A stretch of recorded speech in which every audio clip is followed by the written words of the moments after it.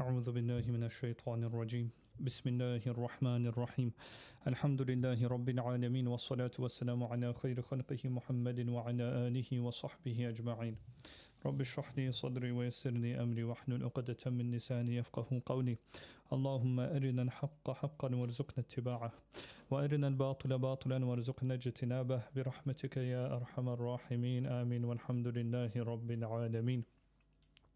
Amma ba'd, assalamu alaikum wa rahmatullah. Inshallah, everybody had a good Ramadan and a good Eid. We are starting our lessons again, carrying on from where we left off. The book, again, it's the Sublime Gift. And we left off at the book of Salah, and talking about unconsciousness and insanity. So, inshallah, we're going to carry on from there. Because it's been such a long time, I've tried to make sure I've set up the stream properly. But if there is like an audio problem or anything else, do let me know in the chat and I'll get to it, inshallah. So, we're starting off with whoever becomes insane or unconscious for a period of a day and night, even if it is due to terror from a predatory animal or a person. So we don't really care why, the reason. If someone becomes insane or unconscious, then he makes up 5 missed prayers. If the prescribed time for the 6th prayer expires, so if he misses 6 salahs in total, none of the prayers are made up. The reason being is, the ulama have said that if a person misses 5 salah, that's not very hard to do qada of. But if he starts to miss more than a day's worth of salah, then that is difficult for him to do qada of, to pray again. Therefore, for example, some people, they'll fall into a coma for months and months and maybe even years. So you can't tell this person now to do years and years of qada. But that is obviously for the unconscious and insane person. If a person on purpose or misses months and months or years and years, then they still have to make it up because that was something that they did. If one regains consciousness during this period of a day and night, so within 24 hours he's regained consciousness, and he does so at a fixed time each day. For example, the sickness eases during the time for Fajr, and he regains consciousness briefly, and then the sickness returns and he becomes unconscious. So if he keeps waking up within the 24 hours, does he have to do qada of all those salahs? Because he keeps losing consciousness every day. So he's missing a bunch of salahs, more than 6. But he keeps waking up within the 24 hours. Because we said the limit was 5 salahs, right? So he keeps waking up every 4 salahs, for example, or every 5 salahs, and he doesn't miss a 6th one until he falls back unconscious. This unconsciousness is reckoned. So, this consciousness is reckoned, which means that he has to do qada of everything. And what preceded it relating to the rules concerning unconsciousness are invalidated. Okay? Accordingly, if he has been unconscious for less than a day and night, he makes up the missed prayers. So every time he wakes up, the stopwatch keeps restarting, the timer keeps restarting for 6 salahs. So he has to keep doing the qada of those. If he does not regain consciousness at a fixed time each day, rather it is sudden and he speaks with sound speech and thereafter he becomes unconscious again, this is not reckoned and he does not make up the missed prayers. So if someone keeps waking up at a set time, then we say that this person, he's not, we don't count it as being unconscious. But if a person doesn't wake up at a set time, he just randomly wakes up, then falls unconscious again, then we say that he does not make up any of the missed prayers if he has missed at least 6 salahs. If he loses his mind due to henbane, wine, or medication, it is necessary to make up the missed prayers even if they are plenteous. Why? Because this is something he's done. However, and when it says Muhammad, it doesn't mean the Prophet sallallahu alaihi wasallam. It means Imam Muhammad. So there's Abu Yusuf and Imam Muhammad, which are the 2 Imams after Imam Abu Hanifa. And many a times we do take their rulings instead of Imam Abu Hanifa's. So when it says Muhammad in any Hanafi fiqh book, we understand that to mean the student of Imam Abu Hanifa. So Muhammad differed and opined that the unconsciousness resulting from medication has the same ruling as unconsciousness resulting from sickness. If doctors deem it necessary to induce a coma to save the patient's life, and this period of time becomes extended such that making up the missed prayers entails undue hardship, an expert in sacred law should be consulted and a ruling sought based on the specific circumstances. So this would be a circumstance where you go and you get a fatwa. So, but Imam Muhammad said that if it's medication, obviously not, you don't self-medicate with medication that's going to make you, lose your mind. So it needs to be prescribed by a doctor that knows what they're doing. So Imam Muhammad says that medication that knocks you out will also count as being unconscious. So you wouldn't have to make up your missed salahs if they are 6 or more. So we're carrying on from this. He said if he loses his mind due to henbane, wine, or medication, it is necessary to make up the missed prayers, as it was due to a human action like sleep that does not cause the obligation to make up the prayer fall away. The obligation to make up the prayer fall away. So it doesn't get rid of your qada. Okay? And this is going to be funny, if the drowning person, right? So if you're drowning, is able to perform the prayer with head gestures without excessive movement, okay, it is incumbent upon him to perform the prayer. Otherwise, it is not incumbent, okay? So if you're drowning, make sure to stay still and pray. So obviously what it's saying here is 538. If we go down, it's saying that is if he's able to find something to cling to, or he is an adept swimmer. So what does that mean? That doesn't mean like you're under the water and dying, obviously, because then you would be doing a bunch of excess movements anyways. This means that if, for example, somehow you've fallen off the boat, right, and you need to swim to the boat, but by the time, you get to the boat, you're going to miss a prayer. It's better for you to, if you can, just pray and then somehow get to the boat. May Allah save us from this situation. If a doctor commands him to perform the prayer lying down on his back due to water coming out of his eyes, he performs the prayer with head gestures. Okay, so you listen to the doctor. If there are filthy garments under a sick person, okay, and each time a new garment is spread, it immediately becomes filthy. And by immediately, what do we mean? We mean that it doesn't leave them time to pray. What is meant here is that in the time he performs ablution and completes the prayer, an inexcusable amount of filth would exit and soil the garments. Okay, so this is like the udhur we talked about. It doesn't give you time to get wudu and pray your salahs. So because of this, we would say he performs the prayer as he is. So even though it's dirty, because it's going to be really difficult for the person, they're allowed to just pray as they are.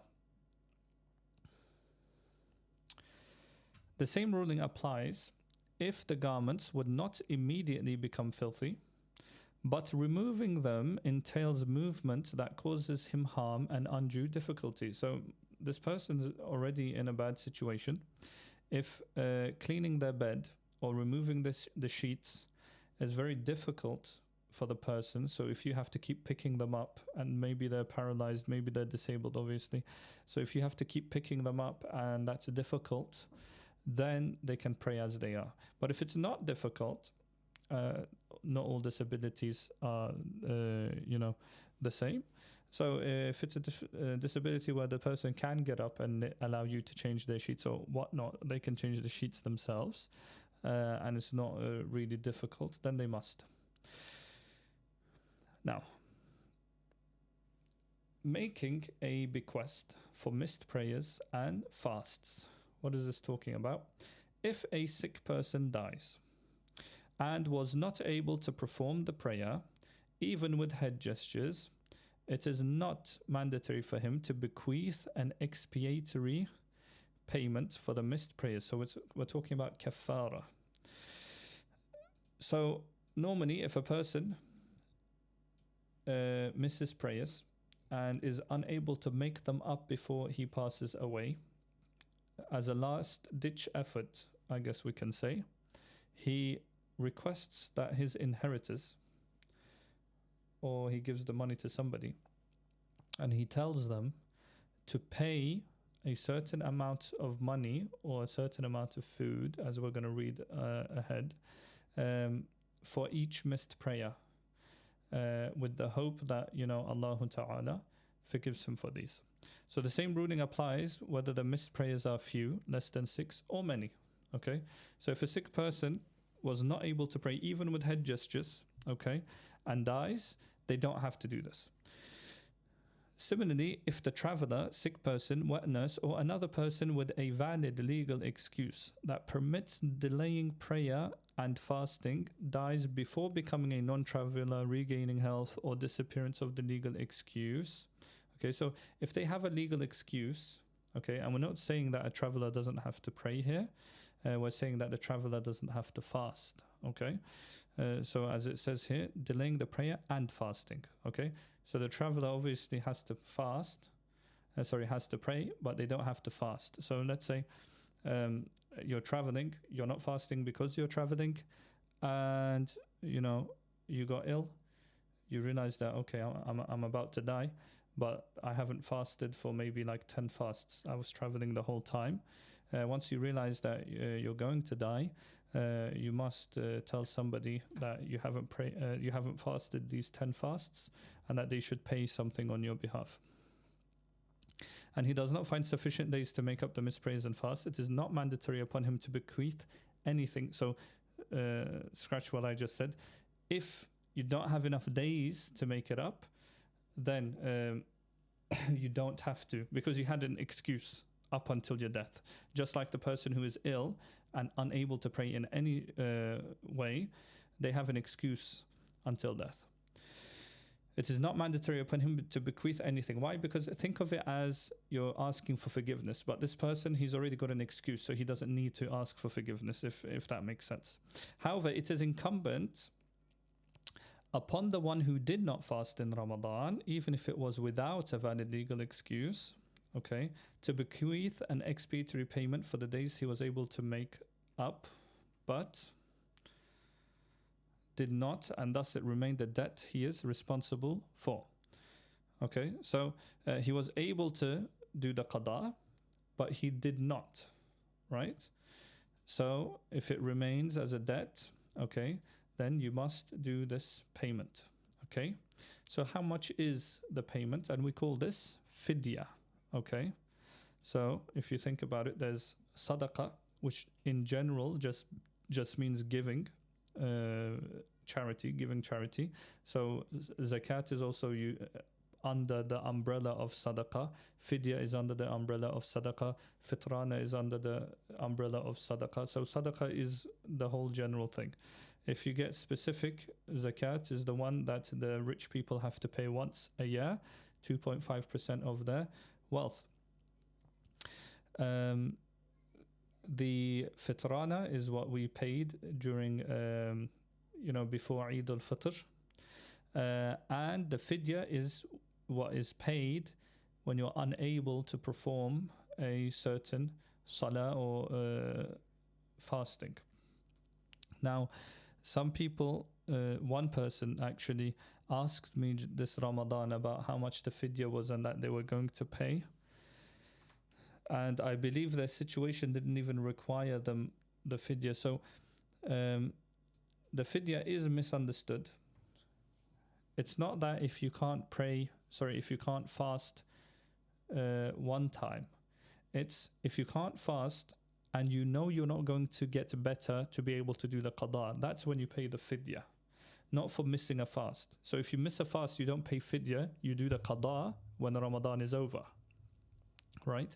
So, but if you have a illness where it's not going to get better, or you have no hope of getting better, that's when you pay the fidya. So the deceased's guardian, okay, the wali. So if the father or the uncle, the father, the grandfather, if not maybe the uncle or the elder brother, whoever's the wali, or his legatee, okay, someone who he's picked for this job, right? Or his heir, the inheritor, that could be a son or a wife, but not an uncommissioned third party. So not someone random, okay, that just one pops up and says, I'm going to pay this guy's fidya. So it has to be the wali, the wakil, what we call the legatee, or the heir, makes the expiatory payment from a third of his estate. And what estate means is everything that he owns, which is going to be inherited, right? So up to a third of it, okay? For every obligatory fast and prayer he missed, including the witr prayer, okay? The payment is half a sa'. So that is 543. Half a sa' is equal to 1.631 kilograms. Alternatively, 1.59 kilograms, according to another approximation. The difference here being what? About 41 grams, right? So the difference between this and this is 41 grams. So the best thing would be just to round up to 1.7 and just give according to 1.7. Yeah. So you need to pay half a sa'. So if we were going to go with 1.7, what would we say? We would say about 850 grams of choice wheat. What does it say? Choice wheat, which means wheat that you've made sure doesn't include anything else like stones and is not wet and is not moldy, like a good wheat, which, nowadays isn't a problem. And because of due precaution should be free from wheat, which is spoiled, dirt and barley, okay? Alternatively, the equivalent cash value of choice wheat may be paid. So we're talking about maybe £2, right? Because it's less than a kilo of wheat, and you are allowed to give wheat flour. So if you just look at how much flour is, it's less than a kilo of flour. So not even £2, honestly. 3 sa', which is 9.8 kilograms, let's just say 10, is paid for each day of missed prayers. Okay, so each day for so 5 prayers, you're paying 10 kilograms of flour. 90 sa' is for a month, and so it's 293.5 kilograms for a month. So if we just so if we say it's about 5 pounds, sorry, it's about 10 pounds a day. If we round up, it's about 10 pounds a day. So depending on how many, 30 pounds a month, 3,650 for each year of missed fast. Obviously, it's capped at a maximum of 1/3 of his wealth. So you're not going to finish the whole inheritance paying off this person's missed prayers. For a year of fasting, it's 48.9 kilograms. As opposed to the expiation of breaking an oath. Okay, so the breaking of an oath isn't like this. Okay, as opposed to the expiation of breaking an oath, it is permissible to pay the expiatory payment for multiple prayers and fasts to one needy person. So all of this that which we just said, you can pay it to one person. But if you break an oath, you're not allowed to pay it all to one person. You must pay it to 10 people, 10 different people. Yeah. Now, how do you make the payment? If the bequeathed amount from 1/3 of the estate is not sufficient. Okay, so if it's sufficient, you give it anyways. Like, it's not going to explain to you how you give money to a poor person. It's saying, what if the money isn't enough? What do we do then? We don't go over the 1/3 limit, but also this person has missed prayers that we don't want him to be punished for. So we want to be able to do something about it. It says, if the bequeathed amount from 1/3 of the estate is not sufficient for what is due upon the deceased for the missed prayers and fasts, or he did not bequeath anything, he didn't tell anyone if he had missed prayers, okay, and the heirs wish to make a voluntary payment to complete what is due upon him, but this payment does not cover what is due, then the following method may be adopted, okay? So either his money wasn't enough, or somebody, or you, maybe for your father, maybe you know that he wasn't praying or something, or he was ill and he missed a couple salahs. So you want to give sadaqah on his behalf, but the amount you're willing to give is not enough for the amount of salahs he's missed, okay? Or whoever the person missed. So what you do, the guardian, whoever's pays the needy person an amount, okay? Or you can borrow money, a specific amount for this person, so it doesn't actually have to be, you can borrow that money, and when you borrow money, that money becomes yours. So if you give it to sadaqah, you still get reward and whatnot. So intending to fulfill the debt of the deceased, okay, you give it to a poor person, right, with the intention of fulfilling the debt of the deceased person. This amount now falls away from the dues of the deceased, okay? So whatever it is, let's say £100. Let's say you need to give £1,000, but you've only got £100, okay? To keep the math simple, we're going to use these numbers. The needy person, right, the poor person, he gifts this amount back to the guardian, who takes possession of it, okay? So the guardian's given him sadaqah £100. The poor person has given him sadaqah £100, okay? He's given it back as a gift, okay?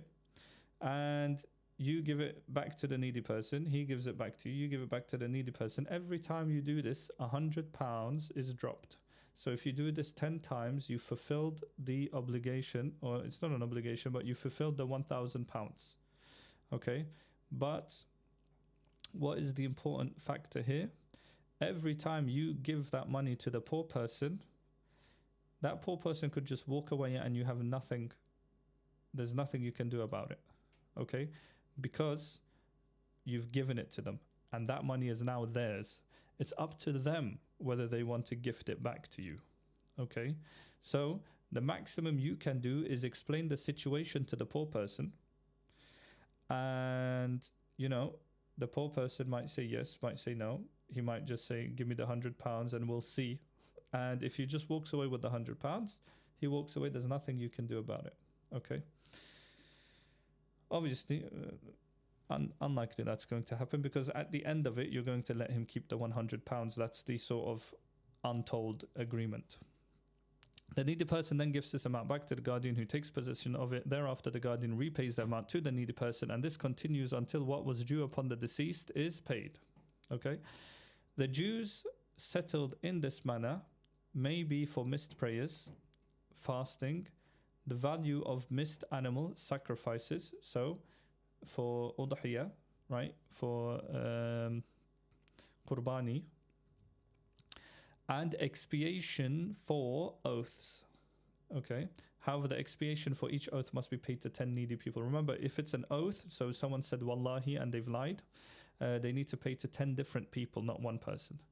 And it is not valid to give one person more than, so what is that, 1 sa', so 1.631 kilograms, or its equivalent cash value in one day, as the number, the 10, is stipulated textually, so either in the hadith or the Quran. So expiatory payments are also made for the following. Okay, so we know we can do it for fasting, for praying, and for the udhiyah, and for oaths. So what else can we do it for? Expiatory payments are also made for the following: the zakat.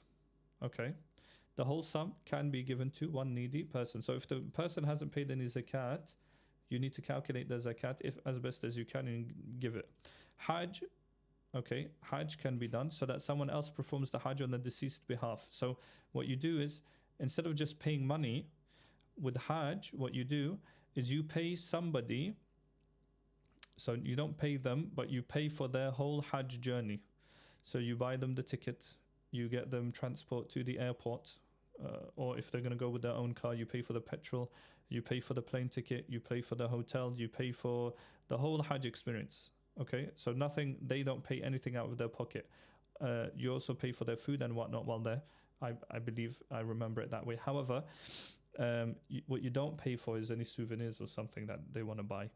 Okay, so you pay for the worship and the necessities. So this person, he goes to Hajj on the behalf of the deceased person, okay, with that intention. So you pay for everything. And that way, this Hajj, inshallah, is accepted on behalf of that deceased person. But we can't do this for anything else. So you can't do this for salah, you can't do this for fasting or anything else. Voluntary prayers, he nullified and did not make up. If you remember, Hanafi says that if you start a nafilah, if you start a sunnah or something, and you leave it halfway, you have to do qada of it. And then vowed fasts, again, anything that you vow becomes wajib upon yourself, right?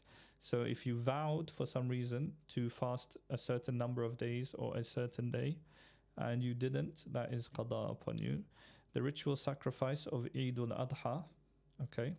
Sadaqatul Fitr, okay? The Fitrana.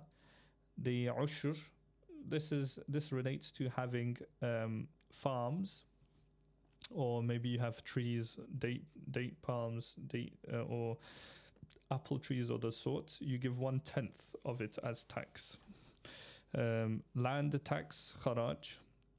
Transgressions in the sacred precinct of Mecca, or whilst in the state of pilgrim sanctity. So if you're in ihram and you do something, or if you're in Mecca and you do something which necessitates you paying something, it's either a qurbani if it's serious, or it's sadaqah. So all of these get paid. And expiation for involuntary manslaughter, this is very expensive, but it is part of it. Right, so if someone accidentally kills somebody else, I believe, and I can't remember now, I believe it was something like 100 camels. So it was a ridiculous amount. The whole purpose is that not one person pays it, but the whole family has to chip in and pay it, because the killing of a person is that bad. If I don't misremember, there was 100 camel. I don't know if it was for accidentally killing somebody or on purpose for killing somebody, or maybe both the amounts are the same. I can't remember right now, but there is a 100 camel punishment. So expiation for incestuous comparison. This is interesting. What is a dhihar? Dhihar is if a man says to his wife, that, for example, what the Arabs used to say, and I have to be careful here because I am a married man. The Arabs used to say to their wives that your back is like my mother's back. So what they're saying is, what that means is, you're haram for me because the back of your mother you're not allowed to look at, right? Therefore, you're basically telling your wife that she's haram for you. So what that means is you're telling her that you're not going to have sexual intercourse with her anymore, is what that means. So when a man says that, it's a big sin, and she does actually become haram for him. It doesn't become talaq, so it's not a divorce, but you have to pay an amount of money and repent, because it is a sin to do this, before you can now touch your wife, basically. So this was an old Arab custom used as a method of divorce, whereby the husband said to his wife, he says this sentence here: Islam nullified this practice, hence it does not terminate the marriage contract, but expiation, similar to that for deliberately breaking a fast, right, must be made before sexual relations can be resumed. So 60 days of fasting continuously.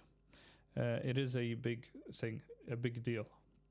Mandatory maintenance payments, okay, these can be given. This could be that the man's gone to the judge, or so he's been taken to court, and it's been, the judge has ruled that he has to pay maintenance to his wife or somebody.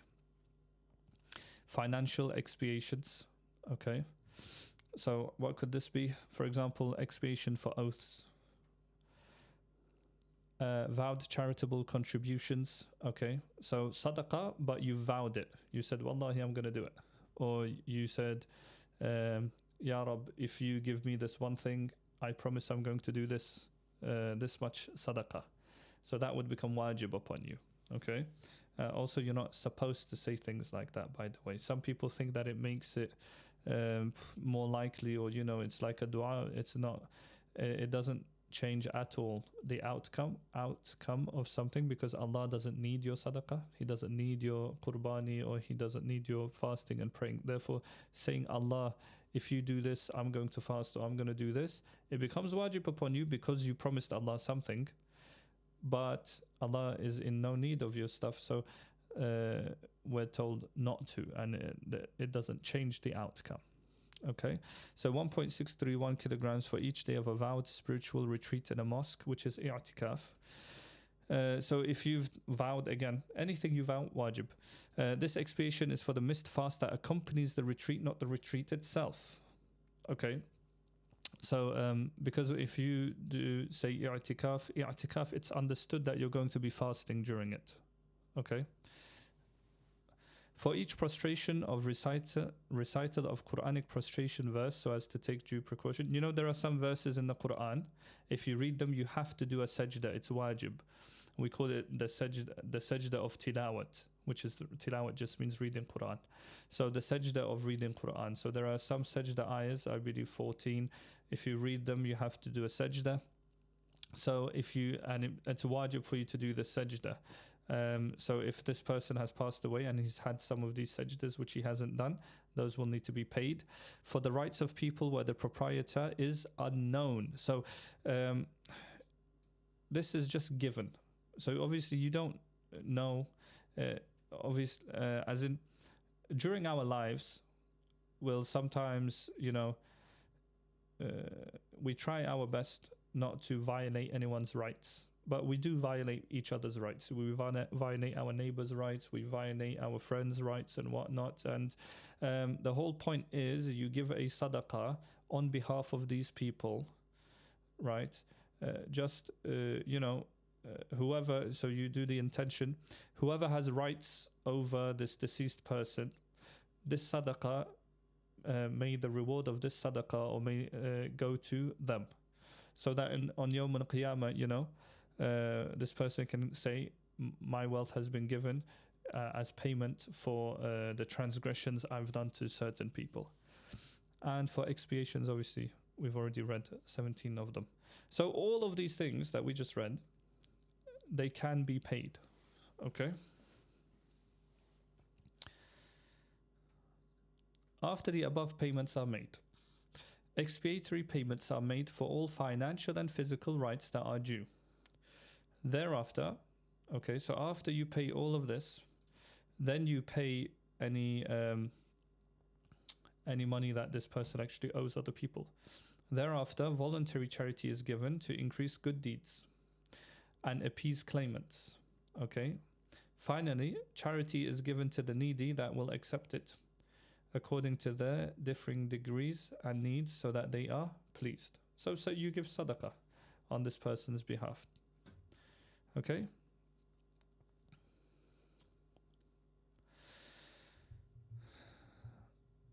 Performing the prayer and fasting on behalf of the deceased. If the heir fasts or performs the prayer on behalf of the deceased, it is not permissible and does not make up what is due upon the deceased, regardless of whether the heir acted upon the instructions of the deceased or not. Okay? So you can't pray or fast for a person. However, it is permissible to donate the reward of the prayer to the deceased, but it will not remove his qada. It'll just increase his reward, but it won't remove his qada. It is valid for the heir to perform hajj on behalf of the deceased, even if it is without the latter's instruction. Okay? If the heir makes an expiatory payment for the prayers of someone who is near death, so they haven't died yet, it is not valid. They must die. In contrast, the very old man who, right, is unable to fast and has no reasonable hope of recovery does not fast and makes an expiatory payment of wheat for each day. Okay? So, like we said, it's not for missing the fast, it's for not being able to do the qada that you give this fidya. One should not be neglectful of the emancipation for the deceased. Okay? This is to recite chapter 112, which is Ikhlas, Surah Ikhlas, I believe, 100,000 times. And La ilaha illallah 70,000 times with sincerity to Allah, and give the reward to the deceased. Okay? Now, we've still got some time. We'll read this part. There's my fingers. We'll read this part because there's some good advice here. So making up missed prayers. Okay, so all of this, expiatory payments, this is up to 1/3 of a person's money. And if that's not enough, then you keep giving it to a poor person, he gifts it back. You give it to the poor person, he gifts it back. Okay, I'm not going to, like, it says 1.631 kilograms and whatnot. We always just round up. It's not much difference anyways. We're talking about less than 100 grams of flour. Okay, so we always round up as much as possible, because what if it's wrong? What if we're 1 gram off or 2 grams off, right? If we're 20 grams off in the end of all of it, what's the point? You might as well just round up and make sure that anything extra is going to be nafila anyways. So making up a missed obligatory prayer is obligatory. A mandatory prayer is mandatory, obviously. So if you miss a fard, the qada of it is fard. If you miss a wajib, the qada of the wajib is wajib. And what is missed from the sunnah prayers is sunnah to make up if the time hasn't expired. Okay? If the time is expired, there is no qada of the sunnah. Okay? Missed prayers may be performed at any time during one's entire life except at sunrise, when the sun is at its zenith at midday, and when the sun turns yellow before sunset until after sunset. So we had a whole lesson on this, if you remember. We said when the sun is rising, so after Fajr ends, immediately after Fajr ends, so when the sun is rising, at zenith, which is about half an hour before Dhuhr, half an hour before Dhuhr, and about half an hour before Maghrib. Okay? During these times, you're not allowed to pray any qada. Other than that, you can pray qada whenever you want. Nevertheless, making up the missed prayer is an immediate obligation unless there is a valid legal excuse. Okay? I'll read that again. Making up the missed prayers is an immediate obligation unless there is a valid legal excuse. Okay, so unless you've got an excuse, any salah you miss must be done immediately. Maintaining the correct order between the 5 obligatory prayers and the witr prayer, whether current or make-up prayers, is necessary and incumbent. Remember, we used to call this person, we called this person Sahibut Tartib, right? So this person has never in their life missed 6 prayers. He may have missed 1, he may have missed 3, but he's never missed 6 prayers, okay? Accordingly, it is mandatory to maintain the correct order between the missed prayers that are few, 5 or less, and the current prayer when he has adequate time to complete it. Okay, so if the person's missed Fajr and he's about to pray Dhuhr, he's not allowed to pray Dhuhr until he prays Fajr. If he's missed Fajr, Dhuhr, Asr, and he's about to pray Maghrib, as long as he's got enough time, he has to pray Fajr, Dhuhr, Asr, and then Maghrib. If he prays Maghrib without following this order, Maghrib isn't valid. So literally he's not allowed to pray Maghrib until he prays Fajr, Dhuhr, Asr in order, and then Maghrib. If he messes the order up, not valid. He has to follow the order. And he remembers that he has a missed prayer to make up. Obviously, and this is, so if he's got enough time and he remembers. If he forgets and then he prays, that's fine, as long as the time has expired. If the time's not expired, then he has to pray Asr and then Maghrib again. So similarly, it is mandatory to maintain the correct order between the missed prayers themselves when they are few. We're talking what? 5 or less, so less than 6, okay? The requirement to maintain the correct order falls away in any of the following 4 cases. Okay, so if any one of these 4 things happen, you don't have to follow this order anymore. So the prescribed prayer time is actually about to expire, and one knows this with certainty. Okay, so you don't have enough time. Forgetting that one has a missed prayer to make up, or you forgot. Okay, so this includes the one who is ignorant of the ruling. That is mandatory to maintain correct order. Okay, so a lot of people, they don't know this. So when they miss their prayer the first time, maybe, they might pray Dhuhr, Asr, Maghrib, Isha. They might think that, oh, I'll just do the Qada in next day, 2-3 days later. So normally we would say that they've missed 5 prayers all at once. But because he was ignorant of the ruling, we don't hold it against him. So when the missed prayers, excluding the witr prayer, okay? When the missed prayers, excluding the witr prayer, become 6, so it has to be Fajr, Dhuhr, Asr, Maghrib, Isha, not witr, Fajr, right? It is not considered to make the requirement to maintain correct order fall away. Okay, sorry. Although it is necessary to maintain correct order when making up the witr prayer, it is not considered to make the requirement to maintain the correct order fall away. So even though we don't count it as one of the 6 prayers, you still have to follow the order of it. So you do Fajr, Dhuhr, Asr, Maghrib, Isha, Witr, and then Fajr. So you do 7 Qada, but we count it as only 6, okay? So we don't include Witr when we're counting the Salahs, but you do still have to follow the order of it. When one takes the ruling of someone who has missed 6 prayers, okay? For example, he missed 1 prayer and thereafter performed 5 obligatory prayers whilst remembering he has a missed prayer to perform. Okay, the 5 prayers are suspended and invalid. Okay, so this person, he missed a prayer and then he prayed 5 salahs while not doing qada of this 1 missed prayer, and he remembered this 1 missed prayer.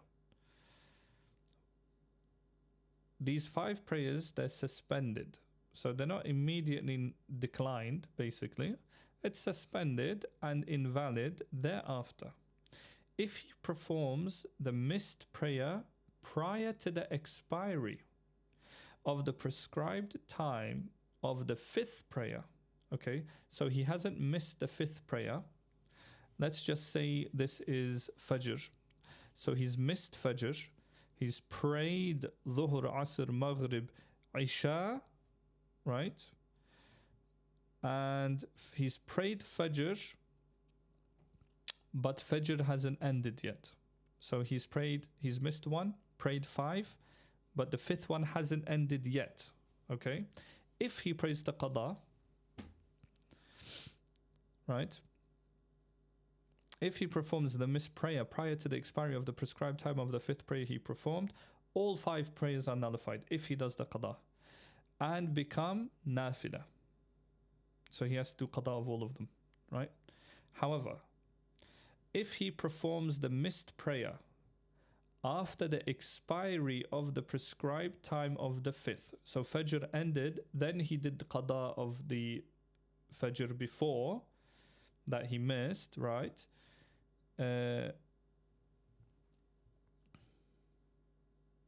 He performed after the missed prayers. All 5 prayers become valid. Why? Because we say he's missed 6 salahs. Because he's missed 6 salahs, right? He doesn't have to follow the order. It's just highly unlikely for something like this to happen. But it's just telling us what the limits are. So the book will always tell you what the limit is. So we're talking about he's missed 1, prayed 5 without order. So he's practically missed all of them. If the last salah time ends, then he doesn't have to follow the order, it's all fine. But if the last salah time doesn't end and he prays the qada, what happens is it went from 6 back down to 5. Okay? So all of the salahs just become invalid. That's why we said it's suspended in the beginning. But like I said, this is highly unlikely to happen to anyone. But it's nice to know. The necessity of maintaining the correct order does not return when one makes up some missed prayers. Okay? And the unperformed ones become less than 6. So let's say you had 10 prayers that you missed. So you're not sahibul tartib anymore. And let's say you prayed them and you've only got 3 left, or you've only got 5 left. Even though you've only got 5 qadas, you're not sahibul tartib until you go down to 0. Okay?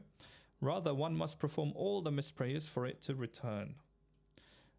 Similarly, if one misses a recent prayer after forgetting 6 missed prayers in the past and then remembers, one is not required to maintain correct order. So even if there might be a huge gap in between, maybe 10 years ago you missed 6 salahs, but you've been praying all your salahs for 10 years and then you missed a salah, you're not sahibul tartib. Even though it was years ago, you've been praying for years, you're still not sahibul tartib until you drop down to 0 qadas. And this is why we respect sahibul tartib. If we learn that someone is a sahibul tartib, we show them respect, which means they've never missed more than 5 salahs. Making up the missed prayer is an immediate obligation unless one is busy attending to one's own family and family's needs. Okay? So like we said, if you miss a prayer, you must immediately do qada of it unless you're busy attending to your own or your family's needs. Okay? Not that you woke up in the morning, you decided to have, you missed Fajr, so you decided to have your breakfast and then this and then that and then you went to work. No, as soon as you wake up, right, how long is it going to take you to get wudu and pray Fajr qada? 10 minutes, right? You get wudu in 5 minutes, you pray in 2 minutes. So not even 10 minutes. But you've got 10 minutes, you must do qada of it. Making up missed fasts is a non-immediate obligation. Okay? So fasts aren't like this. So if you miss a fast, right, you don't have to do it immediately after the first day of Eid. Right? Although Shamsul A'imma al-Halwani deemed this, so fasting, right, the prostration of recital when the Quran is recited, the sajda of tilawat, outside the prayer, and a general vow, okay, to perform a prayer to be immediate obligations. Okay, so there is an opinion on this. However, what we say is normally it's a non-immediate. So fasting is a non-immediate qada, Salah is immediate qada, immediate obligation. Okay. If one has many missed prayers to make up, he must intend. Now, pay attention to this part, right? So, a lot of people nowadays, they'll have years and years of qada. Okay. If you do have years and years of qada, please don't tell anyone, because missing a salah is haram, and telling somebody that you've done a haram thing, so opening up sins to people, is haram in and of itself. So therefore you don't tell people that you missed prayers, or that you've got loads of qada to do, or even you've got one qada to do, and you're not allowed to ask anyone about their qadas. You're not allowed to ask anyone about their sins. So for example, if a person cannot come up to a Muslim, right, one Muslim cannot ask another Muslim, have you ever drank alcohol, or have you ever missed a salah, or how many qadas do you have, right? All of these not allowed to ask. Okay, even if someone asks this question, you're not allowed to answer. Okay, I recommend, and I follow this my whole life, whenever someone asks you about a sin, don't answer even if you haven't committed it. Why? Because then they can catch you out. They can say, oh, if you didn't do it, you would have told me you didn't do it, right? So if anyone asks about a sin, you say, I don't answer these sort of questions. I don't confirm nor deny anything. Give them a political answer like that. I don't confirm or deny any of these allegations. Reason being is they can later on catch you out, and they can say, oh, I asked him about this sin and he said he didn't do it. But when I asked him about this other sin, he stayed silent. So that means he did this one sin. No, you stay silent on all of them. If one has many misprays to make up, so years and years, or months and months, so he must intend to perform the first or the last prayer that is due upon him, because normally the intention is fard. So you would have to say, I'm making intention to pray the fajr that I missed last Wednesday morning, So normally the intention would be something like this. But when a person has years and years of qada, how are you going to keep track of the date and the year and which salah, right? You can't. So it's enough for you to say, I'm making intention to do qada of the first salah that I missed, or the last salah that I missed. Why? Because once you prayed that one, you can do the same intention again, and it'll be another salah. Because every time you do qada of one salah, your last salah becomes the other one that you missed. So you can keep saying, I'm doing intention to pray the last dhuhr, the last isha that I missed, right? The same ruling applies if one has the fasts of Ramadan to make up from 2 or more years. Okay. If, however, he only has fasts to make up from 1 Ramadan, it is valid even if he does not specify a day. Okay. It is mandatory to not. So watch. It is mandatory to not inform others about one's missed prayers, as delaying the prayer is a sin, and one should not reveal one's sins. The one who entered Islam in enemy lands, okay, so Darul Harb, is excused from performing missed prayers due to ignorance of the rulings of sacred law. So someone becomes a Muslim, you can't expect them to have read this whole book, right? So they're not going to know some things, they're going to miss salahs, they're not going to know a lot of things.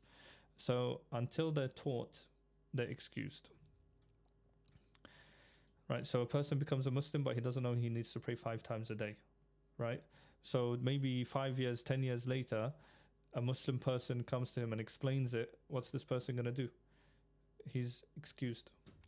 If missed, the 2 sunnahs before Fajr are prayed before the Fajr prayer are not made up unless one is also making up the obligatory Fajr, right? So you've missed the Fard also, so you're going to do the Fard, but when? Before the sun's zenith on the same day. Okay, so let's say that Fajr is at what time is Fajr now? Let's say you woke up 4:35 p.m. for Fajr. Sorry, normally you're supposed to wake up 4:35 p.m. at 5 a.m. for Fajr, but you woke up and you realize that the clock says 8 a.m., right? So you've missed Fajr, but it's before the sun's zenith. Okay, what you do, if you do your qada immediately, you also do qada of the sunnah, because you're doing the fard qada and you're doing it before the sun's zenith, so you do the qada of the sunnah. The 4 sunnahs before dhuhr and Friday prayer are made up if performed in the prescribed time for the dhuhr prayer, and are completed before the 2 sunnahs that follow the obligatory prayer. Remember, we did talk about a difference in opinion here.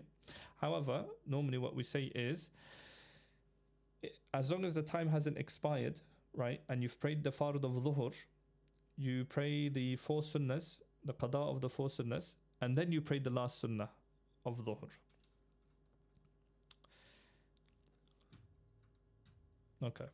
A latecomer is not legally deemed to have performed a congregational prayer if he catches 1 unit of a 4-unit prayer. Okay. However, he has attained its merit. What does that mean? So you get the reward of congregational prayer, but legally you haven't done a congregational prayer. This really doesn't have a benefit, this ruling, other than if you have vowed, you've promised somebody that you're not going to do a congregational prayer. So legally, you haven't done a congregational prayer because you've only prayed the last rakat with the imam, but you still also haven't missed the reward of it either. Obviously, you're going to have decreased reward, but, you know, if you vowed to not do a congregational prayer, then you should join at the last rakat, or second, third, or fourth rakat, because we're going to talk about that in upcoming. So as long as you miss 1 rakat with the imam, you haven't prayed in congregation, but you still get reward of praying the second, third, and fourth rakat in congregation, even if he catches it during the final sitting. Although the reward is less than the one who joined in the first unit, the mudrik, right, the person who joined immediately, as he has missed the tahrima, the opening Allahu Akbar. So obviously you're not going to get the same reward as someone who said Allahu Akbar, right? The lahiq, which is someone who falls asleep in prayer or somehow misses a sajda or misses a ruku in prayer, has the same legal ruling as a mudrik. So we say that a lahiq has prayed in congregation legally. Okay. Similarly, the one who catches 3 units of a 4-unit salah or 2 units of a 3-unit salah. So if you even if you do 3 rakats with the imam in dhuhr, or if you do 2 rakats with the imam in maghrib, right, is not legally deemed to have performed a congregational prayer. So as long as you've missed 1 rakat, you have not done the congregational prayer with the imam legally. Okay, like I said, this doesn't have any reason, unless you vowed or something like that. This isn't a very important thing to know. Okay, we'll finish off these 2 paragraphs and then end. Whoever joins the congregational prayer when the imam is in the bowing position, pay attention to this, and he utters the tahrima Allahu Akbar but remains standing until the imam rises from bowing, he is not deemed to have caught this unit of the prayer. However, he is in salah. Okay, if the follower moves into the bowing position, obviously if he goes into the bowing position and the imam is still bowing, then he's caught the prayer. Okay, he's caught the unit. If the imam gets up while he's going down, okay, so the imam is going Sami Allahu liman hamdah while he's going down to ruku, he's missed it. Okay, he has to be together in the ruku with the imam, and we don't care about when the imam says Sami Allahu liman hamida. We look at his position. If he's getting up and you're going down, you've missed it. Okay, if you go down immediately and the imam immediately gets up, again we say it's on the verge, but you've missed it. You have to be in the ruku with the imam. Okay, if the follower moves into the bowing position before the imam, so the imam is still in qiyam and he's gone into ruku, but the imam has completed the minimum obligatory recitation of the Quran. So maybe he hasn't finished recitation, but he's finished the minimum, which is 1 ayah. Okay? And thereafter, the Imam joins the follower in the bowing position. So he's just stayed there throughout the whole Qiraat. The follower's prayer is valid if the Imam joins him in the ruku. Okay? Otherwise, so if he goes into ruku and before the Imam even gets to ruku, he's completed his ruku and he's gotten up, then his prayer is invalid. He's not praying behind the Imam.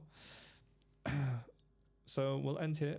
Other than, there is something that I wanted to read here. So if a person has lots of qada to do, okay, he is allowed to do these 4 things to make it quicker. Okay, so for those with many years of missed prayers to make up, the following 4 dispensations may be adopted. You're allowed to do these 4 things. In the bowing and prostration position, so in the ruku and sajda, the tasbih is pronounced only once. So you go down to ruku, Subhana Rabbiyal Azim, Sami Allahu liman hamida. You go to sajda, Subhana Rabbiyal A'la, Allahu Akbar. Okay? One should be careful, obviously, to ensure that one is motionless for the length of time it takes to utter one tasbih during bowing, prostration, and after rising from them both. So yes, you should keep it short, but you shouldn't go so fast as you're going to nullify your salah. Now B, in the 4th and 3rd units of a 4-unit prayer. Okay, so because you're praying qada, you're praying fard, yeah? And the maghrib prayer, but not the witr prayer, because that's not fard, that's wajib, okay? Respectively, you recite Subhanallah 3 times instead of Fatiha. Why? If you remember, we talked about in the fard salah, the first 2 rakats, qiraat, so reading Quran is fard. But the 3rd or 4th rakat, it's not fard to recite Quran. So, to make it fast, instead of reading Fatiha in the 3rd and 4th rakat, you can just say Subhanallah 3 times, but be slow. Don't go Subhanallah, Subhanallah, Subhanallah, Subhanallah, Subhanallah, and then go into ruku. Okay? C, in the final sitting, after the tashahhud, only recite. So instead of saying Allahumma salli ala Muhammad wa ala ali Muhammad kama sallaita ala Ibrahim wa ala ali Ibrahim innaka Hamidum Majid Allahumma barik to the end, instead of saying all of that, you can just say Allahumma salli ala Muhammadin wa alih with the h at the end. So alihi, you can say alihi just to emphasize it, or alih, but you need to pronounce the h. Yes, Allahumma salli ala Muhammadin wa alih, and then you can give salam. Right? In the 3rd unit of the witr prayer, so remember witr was wajib, instead of the full dua of qunut, right, you can just say Rabbana ighfirli once or 3 times. Okay, so if you're doing, you need to do qada of witr. If you're doing the qada of witr and you've got loads of qada, instead of doing the whole Rabbana atina fid dunya, Rabbana ighfir, I forgot it now. Anyways, instead of reading the whole dua of qunut, you can just say Rabbana ighfirli slowly though, and then go into ruku. Okay, so keep these in mind. If you have loads of qada, this will help you inshallah finish all of your qada a lot faster. Wa akhiru da'wana in alhamdulillahi rabbil alamin wa sallallahu ala sayyidina Muhammadin wa ala alihi wa sahbihi ajma'in. Al-Fatiha ma'a salawat. If you have any questions, you can send them in now.